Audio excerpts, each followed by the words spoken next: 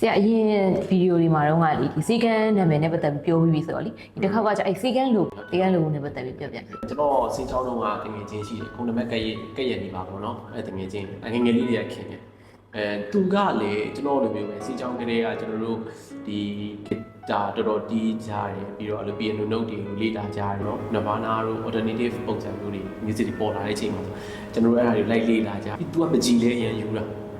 သူပုံဝင်ကြီးမှာဆိုကျွန်တော်ထပ်ကိုယူလာသူကပကြီးလဲယူတယ်ဓာတ်ပုံပညာလဲယူတယ်ကျွန်တော်သူနဲ့ည7နာရီလောက်လာမသိဘူးဓာတ်ပုံလဲတောက်လိုက်သွားဘူးလေသူတို့ကြဲတွေကိုရိုက်တာအဲ့ကျွန်တော်2010လောက်ရှိမှာပေါ့အဲ့သူနဲ့အကြောင်းရိုက်ကြီးနေ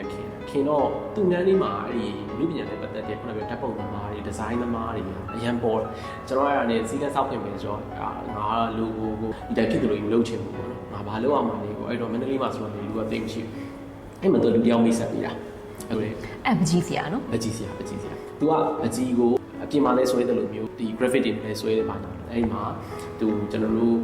ရဲ့ theme ပေါ့နော် color တွေကိုသူစဉ်းစားတယ်ဆိုတော့သူကဘယ်လိုမျိုးသွားချင်လဲတကယ်လည်းအဲ့ဒီချိန်တော့အဲ့ဒီ color သုံးတယ်သိမရှိဘူးကျွန်တော်ကတော့နာမည်ပေးထားပါတော့ Dr. Petra လို့ပေးထားတယ်ဆိုတော့ main ကလေးခေါင်းလေးကိုသူစဉ်းစားပြီးတော့အဲဒီ color ကိုလည်းအဲ့ color စဉ်းစားပြီးတော့စလုပ်လိုက်တာအဲ့မှာ logo ဖြစ်လာတာပေါ့နော်စီကန်ရဲ့ logo ကတော့ logo တစ်ခုမဟုတ်ဘူးတကယ်လည်းတော့ပကြီးကားတစ်ချက်ဒီပကြီးဆရာကနေပြီးတော့မှစီကန်အတွက်ဆွဲထားပြီးတဲ့ပကြီးကားတစ်ချက်ကို logo အနေနဲ့အသုံးပြုထားတာ color အဆက်ကလည်း3ခုလေလားမသိဘူးရွေးပေးထားတဲ့ color အဆက်ကြီးကျွန်တော်တို့ခုထိ logo ဖြစ်နေစေပေါ့နော်အဲ့ဒါရှိရဲအဲ့တော့မတရားလေးပေါ့